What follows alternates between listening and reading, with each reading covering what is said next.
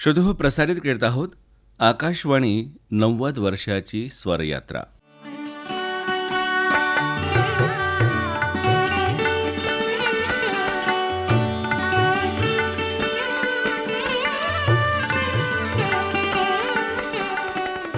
आकाशवाणीची सुरुवात होऊन 90 वर्ष पूर्ण होत आहेत.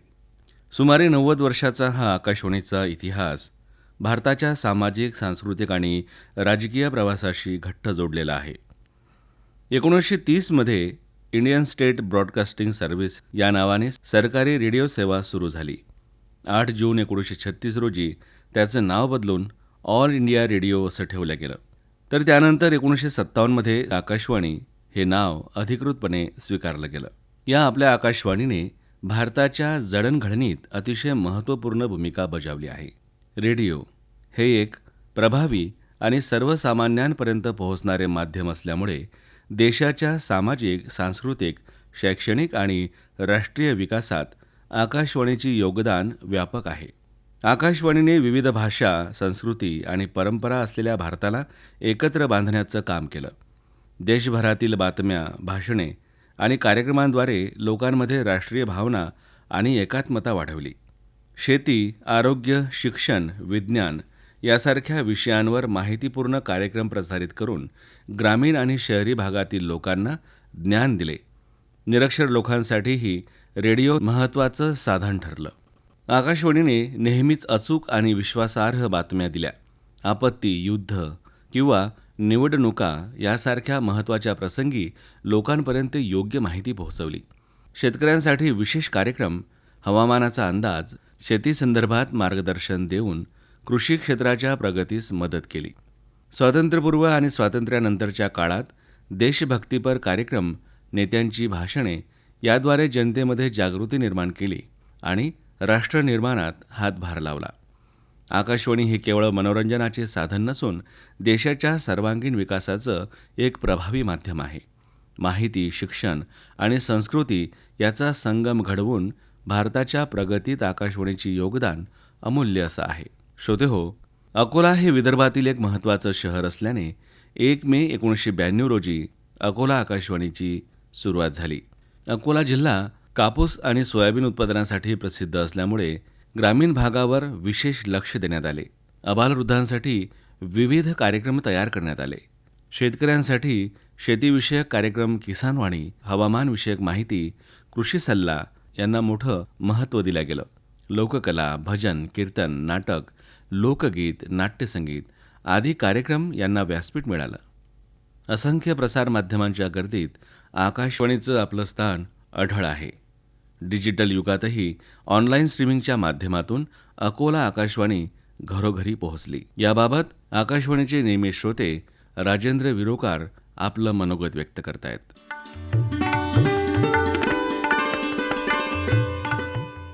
नमस्कार, मी राजेंद्र विरोकार, शिवनगर उरळ, तालुका बाळापूर, जिल्हा अकोला. आपल्या देशामध्ये आकाशवाणीचे प्रसारण सुरू होऊन जवळपास 90 वर्ष पूर्ण झालेली आहेत आणि आकाशवाणी म्हणजे खऱ्या अर्थाने चालते बोलते विद्यापीठच. इथे प्रवेश घेण्यासाठी कोणत्याही जातीचे प्रमाणपत्र अथवा वयाचे प्रमाणपत्राची गरज नसलेले एकमेव विद्यापीठ म्हणजे आकाशवाणी होय. विज्ञान आणि तंत्रज्ञान यांच्या जोरावर आज न्यूज ऑन एअर या ॲपच्या माध्यमातून आपण देशातच नव्हे तर विदेशात सुद्धा आकाशवाणीचे विविध कार्यक्रम ऐकू शकतो. आणि प्रसारमाध्यमांच्या भाऊगर्दीत अत्यंत विश्वसनीय माध्यम म्हणजे आकाशवाणी होय. ज्ञान, माहिती आणि मनोरंजन असा सुरेख त्रिवेणी संगम साधत आकाशवाणीने आपली यशस्वी घोडदौड सुरू ठेवलेली आहे. देशातील सर्वच आकाशवाणी केंद्रांवरून एकाच वेळी प्रसारित होत असलेला मन की बात हा कार्यक्रम देशातीलच नव्हे तर संपूर्ण जगातील चालू घडामोडींची माहिती देऊन जातो. व्यापक देशहित आणि विकासाच्या नव्या दिशा ठरविण्यात या कार्यक्रमाचे मोलाचे योगदान ठरले आहे. 1 मे महाराष्ट्र दिन. 1 मे 1992 रोजी आकाशवाणी अकोला केंद्राची स्थापना आणि प्रसारण सुरू झाले. 1992 साली लावलेल्या या आकाशवाणी रूपी रोपट्याचे आज वटवृक्षामध्ये रूपांतर झालेले आहे. 1 मे रोजी विविध कार्यक्रमांचे आयोजन आणि विशेष सूरसंवाद कार्यक्रमाचे प्रसारण करून आकाशवाणी अकोलाने आपला स्थापना दिन अत्यंत उत्साहात साजरा केलेला आहे. जो जे वांछील तो ते लाहो या उक्तीप्रमाणे इथे सर्वांसाठी सर्व काही उपलब्ध आहे. विविध क्षेत्रातील नामवंत व्यक्तींच्या मुलाखती असो, शैक्षणिक कार्यक्रम असो, शेतीविषयक कार्यक्रम असो किंवा आरोग्यविषयक कार्यक्रम असो. ग्रामीण भागातील विविध क्षेत्रातील कलावंतांना आपली कला सादर करण्याचे आणि हक्काचे एकमेव व्यासपीठ म्हणून आकाशवाणी समोर आलेली आहे. श्रोत्यांमध्ये राष्ट्रीय एकात्मतेची भावना रुजावी आणि त्यांचा उत्साह टिकून राहावा म्हणून 20 ऑगस्ट या श्रोता दिनी देशपातळीवर विविध क्षेत्रांमध्ये शहरांमध्ये सुद्धा श्रोता संमेलनाचे आयोजन करण्यात येते आणि तिथे देशातील कानाकोपऱ्यातून श्रोते मंडळी जमा होतात आणि तिथे आकाशवाणीच्या बाबतीत विचारांची देवाणघेवाण करण्यात येते. आकाशवाणी अकोला केंद्राविषयी बोलायचे झाल्यास आपल्या घरातील देवघरात समयला जे स्थान आहे ते स्थान माझ्या जीवनात आकाशवाणीला आहे. इथे कार्यरत असलेले अधिकारी वर्ग यांची जीवापाड मेहनत आणि इथे कार्यरत असलेले उद्घोषक बंधू भगिनी यांची आपल्या सुमधुर सुस्पष्ट आवाजात कार्यक्रम सादर करण्याची अप्रतिम कला आणि त्यामुळे त्यांनी आकाशवाणीला मानाचे स्थान मिळवून देऊन यशाच्या परमोच्च शिखरावर विराजमान केलेले आहे.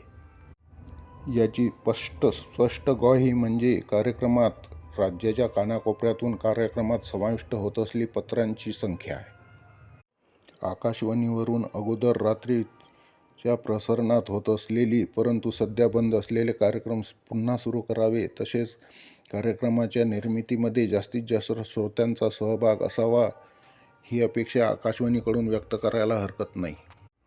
अकोला आकाशवाणी केंद्रावरून प्रसारित होत असलेले सूरसंवाद, कळावेलो बसावा, रसिका तुझ्यासाठी, आपकी फरमाईश, वऱ्हाडी मायबोली, किसानवाणी हे कार्यक्रम जणू आकाशवाणीचा आत्माच बनलेले आहेत. माझे यशस्वी जीवन घडविण्यात आकाशवाणीचे फार मोठे योगदान आहे. आकाशवाणीचे कार्यक्रम ऐकूनच खऱ्या अर्थाने मी मोठा झालेलो आहे. वळणदार अक्षर असो, अभिप्राय असो किंवा कमीत कमी शब्दात जास्तीत जास्त आशय कसा असावा हे मला इथेच शिकायला मिळाले. वणव्यात गारव्यासारखे जीवाभावाचे मित्रसुद्धा मला इथे आकाशवाणीमध्येच मिळालेले आहेत. आकाशवाणीच्या सुसंगतीने आम्ही बिघडलो, तुम्ही पण घडा ना, एवढेच सांगतो आणि माझ्या मनोगताला पूर्णविराम देतो. माझी आवडती आकाशवाणी अकोला आकाशवाणी. जय हिंद, जय महाराष्ट्र. धन्यवाद.